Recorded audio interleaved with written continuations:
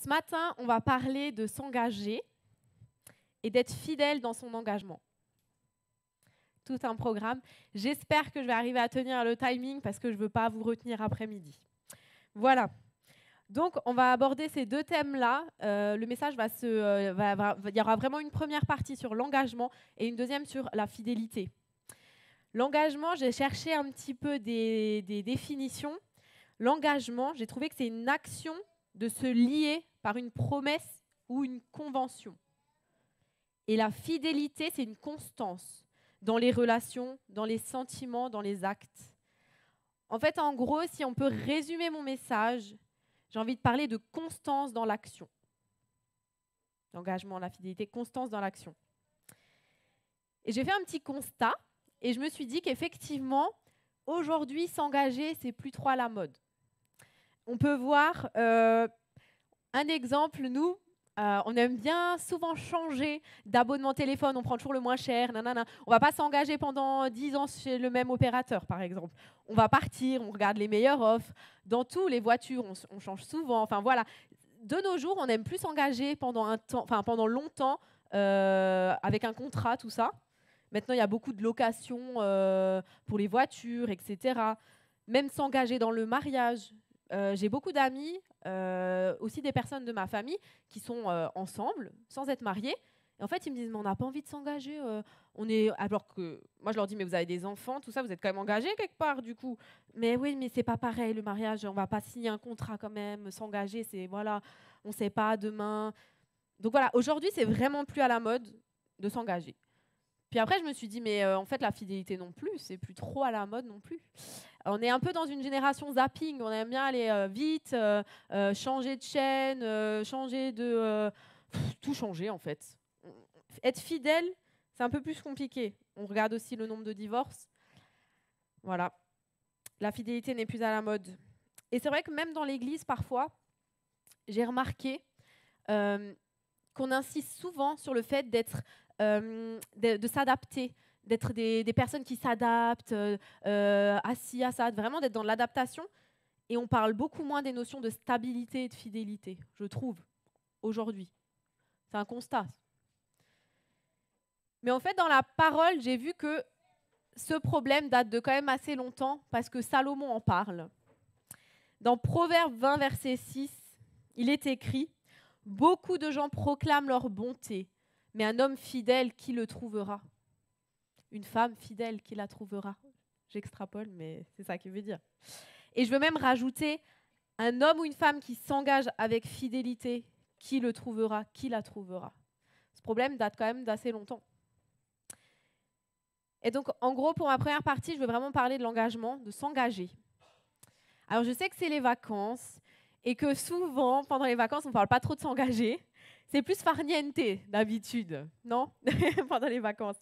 Mais j'avais envie vraiment de vous donner une matière à réfléchir durant vos vacances sur ce thème-là. Pour commencer, en fait, je voudrais qu'on lise ensemble Jacques, chapitre 2, versets 14 à 26. Alors, attendez, est-ce que je l'ai? Je vous laisse chercher comme ça. Tac, tac. Je vais le lire. Mes frères, que sert-il à quelqu'un de dire qu'il a la foi s'il n'a pas les œuvres? La foi peut-elle le sauver? Si un frère ou une sœur sont nus et manquent de la nourriture de chaque jour, et que l'un d'entre vous leur dise « Allez en paix, chauffez-vous et vous rassasiez », et que vous ne leur donniez pas ce qui est nécessaire au corps, à quoi cela sert-il? Il en est ainsi de la foi. Si elle n'a pas les œuvres, elle est morte en elle-même. Mais quelqu'un dira « Toi, tu as la foi et moi j'ai les œuvres. Montre-moi ta foi sans les œuvres, et moi je te montrerai la foi par mes œuvres. Tu crois qu'il y a un seul Dieu, tu le fais bien, les démons le croient aussi et ils tremblent. Veux-tu savoir, ô homme vain, que la foi sans les œuvres est inutile? Abraham, notre père, ne fut-il pas justifié par les œuvres lorsqu'il offrit son fils Isaac sur l'autel? Tu vois que la foi agissait avec ses œuvres et que par les œuvres, la foi fut rendue parfaite. Ainsi s'accomplit ce que dit l'Écriture. Abraham crut à Dieu et cela lui fut imputé à justice. Et il fut appelé ami de Dieu. Vous voyez que l'homme est justifié par les œuvres et non par la foi seulement. Rahab, la prostituée, ne fut-elle pas également justifiée par les œuvres lorsqu'elle reçut les messagers et qu'elle les fit partir par un autre chemin? Comme le corps sans âme est mort, de même la foi sans les œuvres est morte. tout un programme. Ce passage est assez complexe, mais je ne vais pas rentrer dans les détails parce que je pourrais faire un message rien que sur le passage, et je ne vais pas parler du salut, tout ça, mais je veux vraiment ressortir l'essentiel, je trouve, de ce passage. C'est au verset 17. Il en est ainsi de la foi. Si elle n'a pas les œuvres, elle est morte en elle-même. Je pense que c'est vraiment l'essence de ce passage. Pour moi, une véritable foi, elle se démontre par des actes concrets. Le signe d'une foi sincère s'accompagne d'un esprit de service. Dans un mariage, quand tu t'engages dans ton mariage, tu ne vas pas juste dire « Ok, je l'aime », mais tu ne fais aucun acte. En fait, ça va ensemble. Tu ne peux pas juste dire « Je t'aime », mais derrière, il n'y a rien. Tu ne fais rien avec lui, tu n'as pas envie de... Mais en fait, normalement, si tu as un véritable amour, tu as envie de faire quelque chose. Et la vraie foi, on veut faire. Il y a de l'action derrière. C'est lié. Il y a un autre verset, Hébreux 11, verset 1, qui nous parle justement de la foi. Or, la foi est une ferme assurance des choses qu'on espère, une démonstration de celles qu'on ne voit pas. Si tu résumes, ça veut dire que la foi est une démonstration. Intéressant. Si la foi n'est pas une démonstration, ça veut dire qu'on devient des chrétiens non pratiquants. Je me suis posé la question, c'est quoi des chrétiens non pratiquants? J'ai essayé de voir, je me suis dit, je prends un exemple, c'est comme si on était végétarien non pratiquant. Je suis végétarienne, mais je mange de la viande. Voilà, c'est Philippe. Non, je rigole. Mais c'est pas cohérent, c'est pas possible. On ne peut pas avoir la foi, mais rien démontrer. Alors ta foi, elle n'est pas réelle. Tu ne peux pas être végétarien et manger de la viande. Tu ne peux pas être chrétien et pas être dans l'engagement. On ne peut pas être des chrétiens non pratiquants, ça n'existe pas. Et ce qui est intéressant dans le Nouveau Testament, le mot fidèle, il se traduit aussi par foi. Le mot fidèle et foi en grec, c'est le même. Tantôt dans la Bible, on utilise le mot foi selon le contexte, comment ça a été écrit, soit foi, soit fidèle. En gros, on peut dire que nous, les croyants, on est aussi les fidèles. Souvent, on est appelés fidèles dans la Bible, les croyants. C'est vraiment deux qualités qui sont totalement liées. Et la preuve, c'est le même mot, les mêmes essences en grec. Foi et fidélité.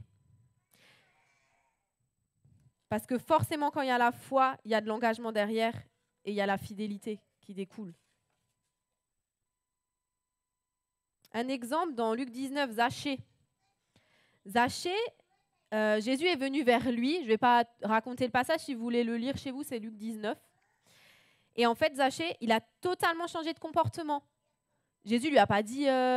Enfin voilà, il est venu vers Zachée et puis Zachée, il n'est pas resté là planté. Non, qu'est-ce qu'il a fait? Il a invité Jésus chez lui et après, il s'est engagé à rembourser toutes les personnes qu'il avait volées. Il voulait être quelqu'un de bon. Il n'est pas juste resté comme ça, oh, cool, j'ai reçu Jésus et puis voilà. Il s'est mis en action. Je voulais aussi parler de la parabole des talents. On ne va pas la lire, je vais la résumer. Mais si vous avez envie aussi de la prendre, de la relire à la maison, dans Matthieu, chapitre 25, versets 14 à 30. En gros, la parabole des talents, c'est... attendez, comment je vais vous le résumer? Je vais peut-être le prendre quand même et je vais vous le résumer. Alors attendez, j'arrive. 14 à 30. Hein. Alors en fait, c'est une personne qui part en voyage et qui confie ses biens à 3 personnes. Il donne ses biens à 3 personnes et un peu plus tard, il va aller voir ces personnes et il va vouloir, comment dire, rendre compte? Non. Il va vouloir que les autres lui rendent compte de ce qu'ils ont fait de ces biens qu'il leur a confiés. Voilà. Et en fait, dans ce passage, on remarque que le maître ne donne pas la même chose aux 3. Au premier, il lui donne 10 talents. Au second, il lui donne 5. Et au troisième, il lui donne 1. Ça. Ah, d'accord, rien à voir. 5, 2 et 1. Merci. Mais on voit que ce n'est pas la même chose. Alors, je me suis dit, Dieu, il est injuste ou quoi? C'est pas possible. Ce maître est injuste. Et en fait, on a tous reçu quelque chose de la part de Dieu, des dons, des talents, mais pas la même chose. pas la même chose. Et il y a écrit dans ce passage que c'est selon nos capacités. Et en fait, Dieu donne avec justice, mais pas égalité. Et en fait, l'égalité et la justice, c'est pas la même chose et souvent on la confond. Il y a une image que j'aime bien, mais je l'ai pas emmenée pour vous la montrer. C'est deux enfants qui veulent regarder un match de foot. Et puis il y a il y a la première photo où tu vois l'égalité. Ils ont deux petits réhausseurs, on va dire, pour pouvoir voir, deux petits cubes pour pouvoir voir au-dessus. Et ils en ont chacun un. Mais en fait, le premier enfant, il est plus grand, donc il n'avait pas besoin de ce cube en dessous pour voir, alors que le deuxième, il aurait eu besoin des deux. Et donc ça, c'est l'égalité, mais c'est pas juste. Et la justice, c'est que le petit, il a les deux cubes pour pouvoir voir au-dessus, et celui qui est grand, qui n'en a pas besoin, il n'en a pas. En fait, en gros, Dieu donne avec justice selon nos capacités du moment. Peut-être que la capacité que tu as aujourd'hui, elle est de 1 talent, mais peut-être que demain, ce sera de 3, de 4, de 5. C'est juste pour qu'on puisse arrêter de nous comparer. Stop aux comparaisons. Oh, regarde lui, comme il fait bien ci. Oh, regarde elle. Oh, purée, moi j'aimerais tellement, moi. Mais en fait, Dieu t'a donné quelque chose d'unique à toi, selon ce que tu peux porter maintenant, selon ce que tu peux faire maintenant. Et peut-être que demain, ce sera autre chose, mais ça ne sert à rien de se comparer. Parce qu'en fait, on n'a pas reçu la même chose à la base. Là, les 3 serviteurs, ils n'ont pas reçu la même chose. Et puis Dieu nous appelle à faire fructifier nos dons. C'est ce que montre ce passage. Par exemple, on a reçu une graine je sais pas, nous on a fait des semis. On a reçu des graines de tomates. Si on plante pas ces graines, elles deviendront jamais des plants de tomates.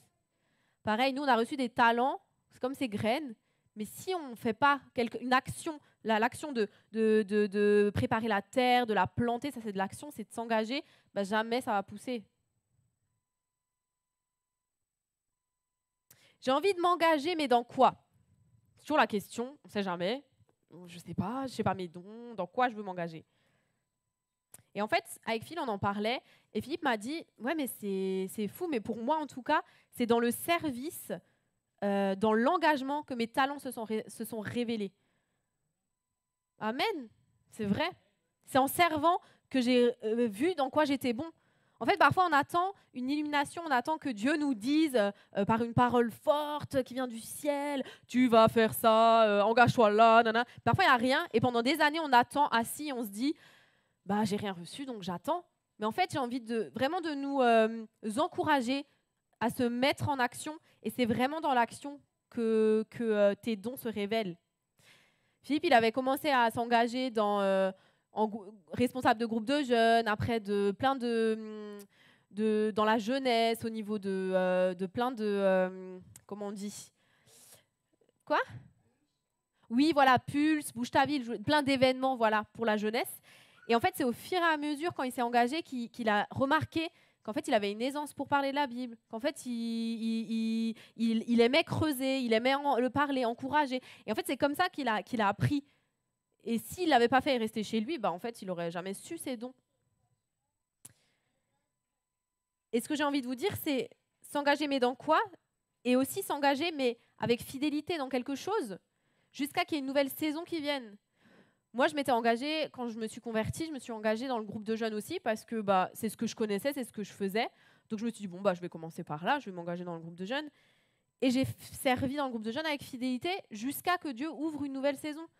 C'est pas moi qui me suis dit, bon, bah, je vais partir, voilà. En fait, de fait, tout le monde avait grandi, il n'y avait plus personne, le groupe de jeunes commençait ça s'est fini. Et en fait, Dieu a ouvert une nouvelle porte pour moi. Et c'est aussi dans l'engagement que tu vois tes dons, que tu apprends à connaître tes dons. Et c'est aussi à ce moment-là que Dieu, il t'amène ailleurs. Donc, parfois, tu sais pas, tu connais pas tes dons, donc vas-y, sers dans quelque chose. Et parfois, tu as reçu des prophéties qui te confirment des talents que tu as. Peut-être que tu savais que tu avais des talents et tout, et peut-être tu as reçu des prophéties dans ta vie qui t'ont dit tu as vraiment un don de guérison, tu as vraiment un don. Tu as reçu des prophéties. Mais qu'est-ce qu'on fait de ces prophéties? Les prophéties, en fait, elles ne vont jamais s'accomplir si toi, tu ne fais pas ta part. Si toi, tu restes assis, t'attends que la prophétie s'accomplisse, elle ne s'accomplira pas. Il y a toujours une part d'engagement que Dieu te demande. Toujours. On va voir par la suite, on va parler du roi David. Et on va voir un exemple qui va illustrer ce que je dis. Donc voilà, ce que j'ai vraiment envie de vous partager, c'est qu'il ne faut pas attendre un signe miraculeux de la part de Dieu. Parfois, il y en a, mais parfois pas. Mais vas-y, et Dieu va te conduire petit à petit. Il y a un verset dans Ecclésiaste 9, verset 10. « Tout ce que ta main trouve à faire, avec force, fais-le. » Ce que j'ai envie de vous laisser, fais-le. Et dans ce passage, toujours des paraboles de talents, ce que le maître dit aux 2 premiers, quand vous pourrez le relire si vous ne l'avez plus trop en tête, il dit « C'est bien, serviteur bon et fidèle. Tu as été fidèle pour peu de choses, je t'établirai sur beaucoup, entre dans la joie de ton maître. » On remarque donc que Dieu cherche des personnes qui s'engagent, mais pas sur un sprint, mais sur un marathon. Souvent, on dit la vie chrétienne, c'est un marathon, parce qu'en fait, c'est sur du long terme. C'est pas, tu t'engages pas pour 1 heure. Quand tu t'engages dans quelque chose, vas-y, comme un marathon. La vie, voilà. Qu'est-ce que je disais? Là, je suis perdue. Voilà, donc Dieu cherche vraiment des personnes qui tiennent leur engagement dans le temps avec fidélité. Et justement, je vais introduire cette deuxième partie sur la fidélité, être fidèle. Et on va voir ça au travers de la vie de David. C'est ce que je disais avant. David, le grand roi. Mais avant d'être roi, David, c'était un jeune garçon. C'était le plus jeune d'une fratrie de 8, le plus petit. Et puis, c'était lui qui gardait les troupeaux de son père. Il était berger. Vous connaissez un petit peu sa vie. Et en fait, j'ai un peu cherché. Je me suis dit, c'est quoi en vérité le travail de berger? Parce que moi, je ne connais aucun berger. Je ne sais pas trop ce qu'on fait à part garder des moutons. Et j'ai vu les missions d'un berger sur un site pour l'orientation professionnelle, parce qu'il y en a qui font encore berger comme métier. Et je vais vous dire un peu tout ce qu'il faut savoir faire pour être berger. Il faut savoir organiser, donc il faut être organisé. Il faut organiser le parcours et l'adapter aux besoins alimentaires de son troupeau. Il faut connaître son plan de pâturage. Il faut faire travailler ses chiens. Je ne sais pas si David en avait, je ne sais pas du tout, pour l'aider à la conduite du troupeau. Donc, ce n'est pas facile. Il faut aussi gérer les chiens qui sont là. Il faut observer l'état de santé général des animaux. Il faut surveiller de près le comportement de chaque brebis, chacun. Et le comportement global du troupeau aussi. Il faut pratiquer des soins quotidiens. Il faut assister les brebis quand elles mettent bas. Pas facile, hein? Il faut protéger le troupeau contre les prédateurs. En gros, beaucoup de petites tâches, plein de petites tâches, mais en fait super importantes. Et en fait, David avait reçu toutes ses capacités, toutes ses qualités de Dieu. Et Dieu était avec lui quand il pratiquait avec fidélité tous les jours sans relâche ce boulot de berger. Et David, il a toujours été fidèle dans son rôle de berger, jusqu'à que Dieu l'emmène dans une nouvelle saison qu'il avait déjà préparée. C'est pour ça, vraiment, ne quitte pas ton ancienne saison tant que Dieu n'a pas ouvert la nouvelle. Ce qui est fou, c'est que quand David il a reçu l'onction royale par Samuel est venu, il l'a oint roi, mais en fait, personne ne le savait, mis à part certainement le père de David. Personne n'était au courant que David était roi à ce moment-là. Et du coup, je me suis dit, on pourrait l'assimiler à une parole prophétique. Parce que c'était acté, mais pas dans le visible. Il n'était pas roi. Parce que à ce moment-là, le roi, c'était qui? Saül.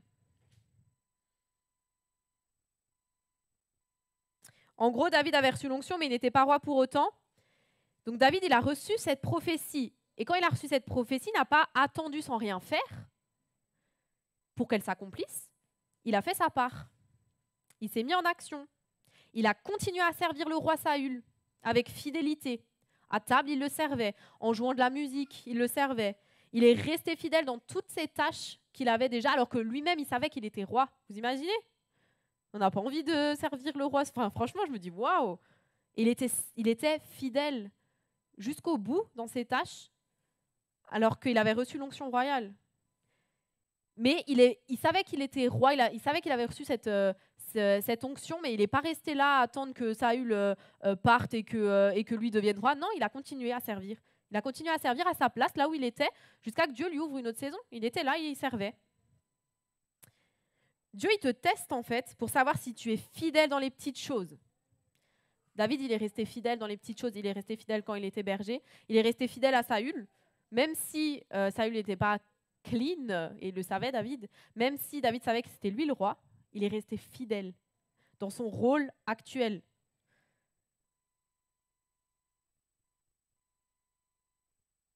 Donc Dieu te teste pour savoir si tu es fidèle dans les petites choses et alors il te confiera des plus grandes. Comme David, il était d'abord berger, puis après il est devenu roi. Berger, il a appris à protéger ses brebis des lions et après il est devenu roi et il a protégé son peuple des Philistins. C'était un apprentissage pour David, que Dieu avait déjà par avance, il avait tout conduit, il savait toutes choses. Et Dieu n'est pas un homme pour te former comme tu le penses. Dieu n'est pas un homme pour te former comme tu le penses. Souvent, on sait qu'on a eu un don dans quelque chose. Trop bien, je vais servir, allez, dans ce don. Mais parfois, non. Parfois, il faut que tu commences là en bas. Que tu commences dans quelque chose et Dieu va voir ta fidélité dans les petites choses. Il va voir si tu es fidèle, si tu es fidèle, si tu es fidèle, si tu es fidèle. Et il va te former comme ça. Franchement, qui aurait pensé qu'un petit dernier de 8 garçons soit un jour roi alors que c'était le berger? Personne, mais Dieu, il le savait. Et il a regardé le cœur de David. Mais en fait, je me suis dit, mais c'est quoi en fait une grande chose et une petite chose? Comment on quantifie ce qui est petit, qu'est-ce qui est grand? Et je me suis dit, en fait, c'est pas si compliqué. Mais en fait, une grande œuvre, quand on pense à quelque chose de grand, quand on pense à... Je sais pas, souvent on se dit, ouais, le pasteur, c'est un truc grand. Mais en fait, quand tu es pasteur, tu fais plein de petits trucs. Tu vas voir les malades, tu réponds au téléphone s'il y a quelqu'un qui t'appelle. Tu vas même parfois faire le ménage parce qu'il reste un truc. Tu vas... En fait, une grande chose, c'est un cumul de plein de petites choses. C'est tout. Une grande chose, c'est un cumul de toutes les petites. Une grande chose, c'est plein de petits détails. Jésus, sa mission sur terre, c'était un truc de ouf. Il est venu sauver l'humanité sur la croix. Mais qu'est-ce qu'il faisait dans l'action concrète? C'était plein de petites choses. Il venait, il lavait les pieds de ses disciples, il changeait l'eau en vin, il guérissait. En fait, c'était plein de choses dans sa mission. Mais en fait, au final, c'était une énorme œuvre, c'était grandiose. C'est juste que voilà, Dieu regarde à ton cœur, Dieu regarde si tu es fidèle dans tous les petits détails. Et en fait, ça fait une grande œuvre au final, tous ces détails. Amen. Dans Luc 16, verset 10, celui qui est fidèle dans les moindres choses l'est aussi dans les grandes. Et celui qui est injuste dans les moindres choses l'est aussi dans les grandes. Dans 1 Timothée 3, on voit Paul qui donne plein de critères pour une personne qui désire s'engager en tant que pasteur ou en tant que diacre. Il donne tous les critères, par exemple qu'il ne faut pas être adonné au vin, il faut être une personne qui sait tenir sa maison, il faut être une personne qui sait tenir ses enfants. Et en gros, au verset 10, il est écrit qu'on les éprouve d'abord et qu'ils exercent ensuite leur ministère, s'ils sont sans reproche. Dieu te teste et regarde si tu es fidèle dans l'humain avant de te confier tout ce qui est spirituel, tout ce qui est divin, si on peut dire. Dieu regarde si tu es aussi fidèle dans les petites choses humaines, dans ta famille, dans comment tu te comportes avec les autres, dans ton métier, comment tu es, dans tout ce que tu es. Est-ce que tu es fidèle? Si tu n'es pas fidèle dans l'humain, tu ne seras pas non plus fidèle dans le spirituel. Et c'est pour ça que Paul il dit, d'abord on va regarder si ces personnes, elles sont bien, si elles sont fidèles dans leur ménage, dans leurs relations, si on entend d'eux des bons témoignages, alors on peut leur confier, la tâche de diacre ou de pasteur. Il y a une notion de test et Dieu nous teste. Mais pour qu'il nous teste, il faut qu'on se mette en action aussi.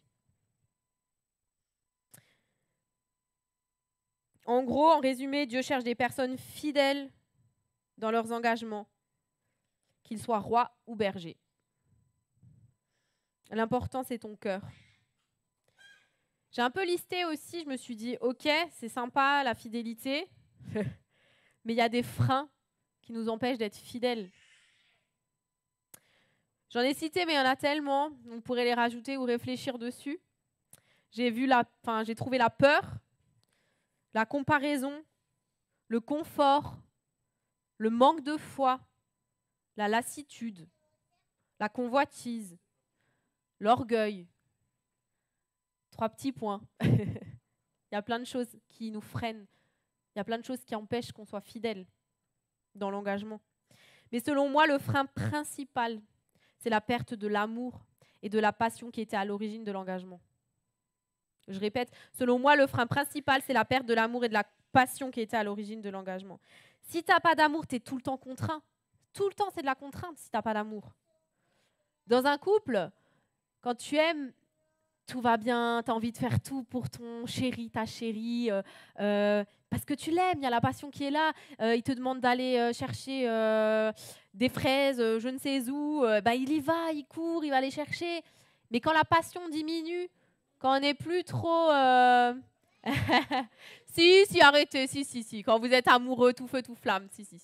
Mais quand l'amour commence à diminuer un peu, on n'a plus envie d'être fidèle dans ce qu'on dit. Philippe, il sort souvent, c'est lui qui sort la poubelle chez nous.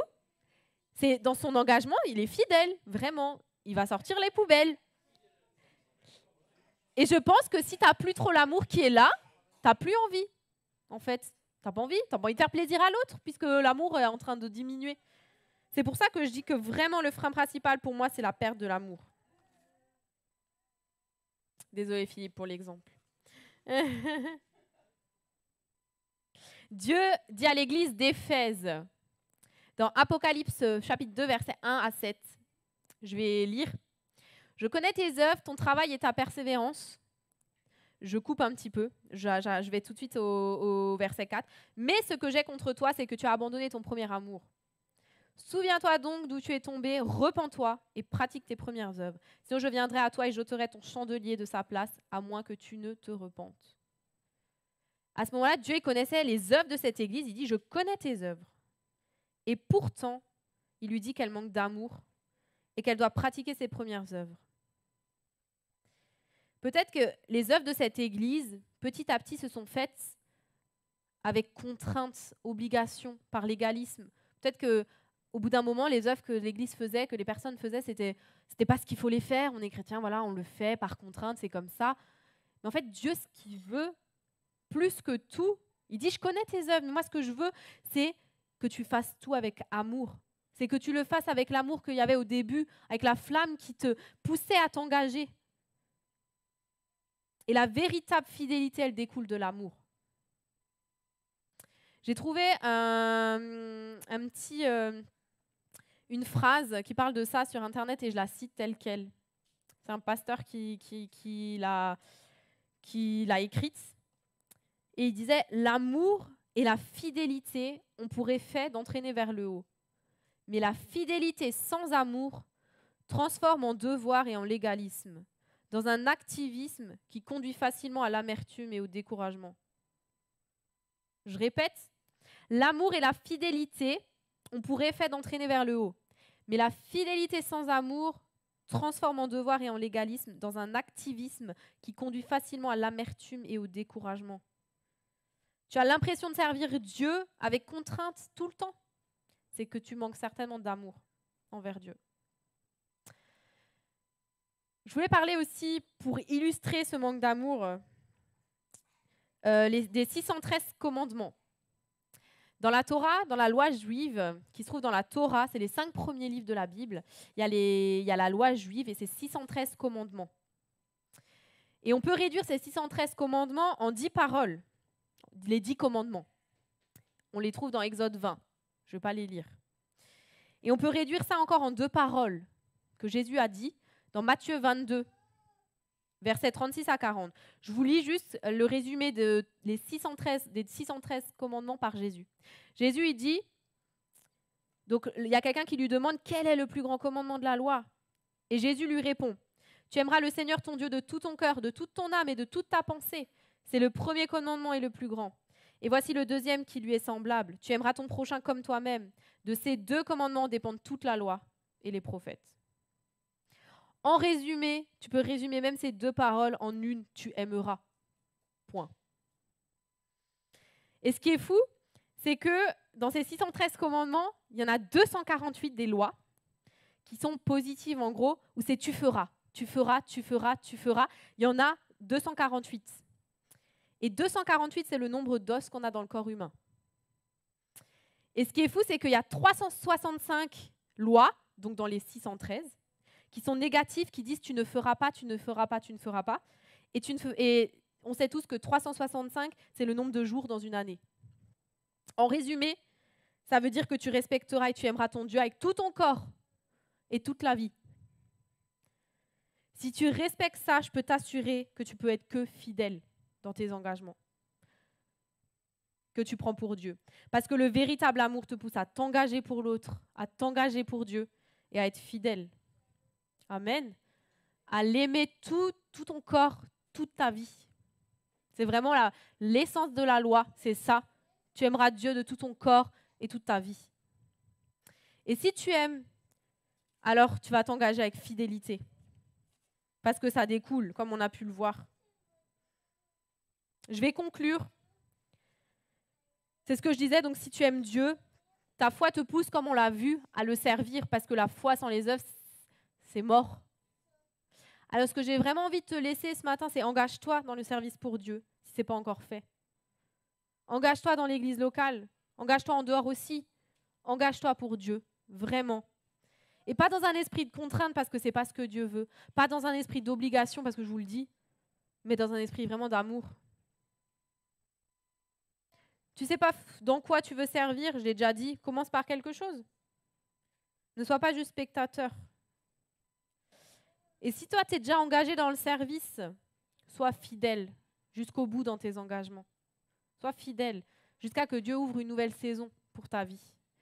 Si Dieu ne t'a pas dit clairement qu'il y a une nouvelle saison qui s'ouvre, alors continue, sers dans ce que tu sers et Dieu conduit petit à petit.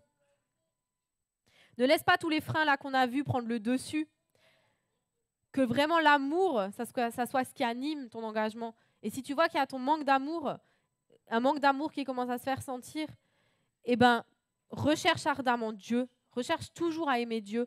C'est comme dans un couple, souvent on prend l'exemple du feu. Quand il y a le feu qui commence à s'éteindre, il faut remettre du petit bois. Il faut remettre des petites brindilles. Alors la flamme va commencer les braises vont commencer à devenir des flammes de nouveau et ça va de nouveau faire un feu. Et l'amour pour Dieu, c'est pareil. Si tu vois que ton amour commence à se tiédir, remets du petit bois. Du petit bois, c'est repasse du temps avec Dieu. Prie le matin, prie le soir, lis la Bible. Peut-être que c'est des choses que tu fais plus. Et ça t'éloigne de l'amour de Dieu. Ça t'éloigne aussi de ton amour pour Dieu.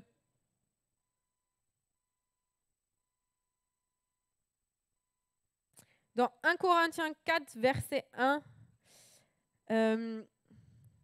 ce qu'on demande d'un serviteur, dit Paul, n'est pas qu'il ait du succès, mais qu'il soit trouvé fidèle. Peut-être que tu es fidèle à fond, mais en fait, tu te dis, ouais, mais ça ne m'apporte aucun succès. Mais Dieu, il le voit. Dieu, il le voit, vraiment. Et c'est ça ce qui est important, c'est ton cœur, que tu sois fidèle. Et attention, ce que je voulais rajouter, c'est que tu n'as pas besoin d'être parfait pour servir. Au contraire, parfois on attend qu'on soit parfait, qu'on soit sans péché, qu'on soit en haut de la montagne, qu'on soit hyper spirituel pour servir. Mais en fait, ce que Dieu te demande, c'est de servir comme tu es. Même si peut-être tu as encore des péchés dans ta vie, même si peut-être tu n'es pas parfait, Dieu te demande quand même de le servir. Et c'est dans le service aussi que tu vas régler certaines choses peut-être, que tu vas grandir, que tu vas apprendre, parce que Dieu, il nous forme quand on marche en formation. Le perfectionnement va venir et va se faire sous l'assistance du Saint-Esprit. Alors vraiment, ce que je voulais te dire, c'est vas-y, engage-toi, essaye, persévère, sois constant, constante, fidèle. Et Dieu, il te conduit, il te dirige au fur et à mesure. Et il te donnera encore plus s'il voit ton cœur. Je vais terminer par des défis. Parce que du coup, on a tout l'été pour faire ce défi, donc c'est bien. En gros, durant cet été, je veux vraiment vous mettre au défi de réfléchir quelle est ma place dans l'Église. Est-ce que je sers Dieu dans l'église? Est-ce que je sers Dieu à l'extérieur? Est-ce que j'ai pris un engagement pour lui dans quelque chose? Sinon, je t'invite vraiment à le faire, à te lever pour lui, à t'engager dans quelque chose. Si oui, si tu as déjà un engagement dans l'église, je t'invite à lui rester fidèle et dans tous les détails. Parfois, on squeeze les petits détails dans nos engagements parce que ça nous saoule. Parfois, comme je disais, dans une grande œuvre, comme on peut dire, il y a plein de petits détails. Et parfois, c'est difficile de rester fidèle dans tous les détails. Alors, je veux vraiment vous encourager à rester fidèle dans tous les détails et vous donner le défi de ceux qui sont engagés de vraiment analyser peut-être et voir, est-ce que je suis fidèle dans chaque détail? Voilà. J'avais envie de terminer par prier, si on peut prier ensemble.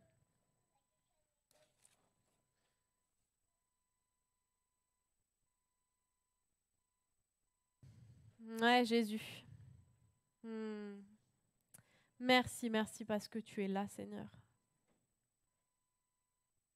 Seigneur, tu connais nos cœurs et c'est vrai que le plus important pour toi, au-delà de tout ce qu'on peut faire, de tout ce qu'on peut dire, toi, tu regardes au cœur. Tu regardes le cœur, Seigneur. Et Jésus, je sais que tu reviens bientôt. Je sais que tu reviens bientôt et donne-nous, Seigneur, d'être trouvés fidèles lorsque tu reviendras. Fidèles à toi et fidèles dans tous les engagements qu'on a pu prendre pour toi, Seigneur. Et Seigneur, si ce n'est pas le cas, si on n'est pas encore engagé, si on n'est pas encore dans le service pour toi, eh ben qu'on puisse se lever. Qu'on puisse se lever, Seigneur, pas par légalisme, pas par obligation, mais parce qu'on t'aime. Seigneur, celui qui aime fait. Et Seigneur, on veut te dire encore ce matin que l'on t'aime. Seigneur, on t'aime et on veut travailler pour toi. Seigneur, on t'aime et on veut se lever pour toi comme un seul corps, comme une armée pour te servir, Roi des rois. Saint-Esprit, merci parce que tu nous assistes dans tout, dans nos faiblesses, Seigneur, tu nous assistes. Merci Saint-Esprit parce que tu es là, parce que tu n'es pas un Dieu où il y a des lois, où il y a des règles. Tu es un Dieu d'amour qui nous prend tel quel et qui nous perfectionne au fur et à mesure. Et Seigneur, vraiment ce matin, je veux encore te donner toute la gloire à toi. Merci de parler à nos cœurs encore, Saint-Esprit, sur ce thème. Merci encore de nous montrer s'il y a peut-être un dysfonctionnement dans notre vie, dans le service, dans la fidélité. Parle à nos cœurs, Saint-Esprit, vraiment, pendant ces vacances. Que vraiment à la rentrée, on puisse prendre des engagements pour toi. Et pas sur un sprint, mais sur un marathon, des engagements réels, forts, pour te servir, Seigneur. Merci pour ton amour, Seigneur, et on veut toujours t'aimer plus. Donne-nous vraiment de rechercher ta face en premier. Et de vraiment alimenter notre amour pour toi, notre relation avec toi, parce que c'est le plus important. Vraiment, sois loué, Seigneur. Amen.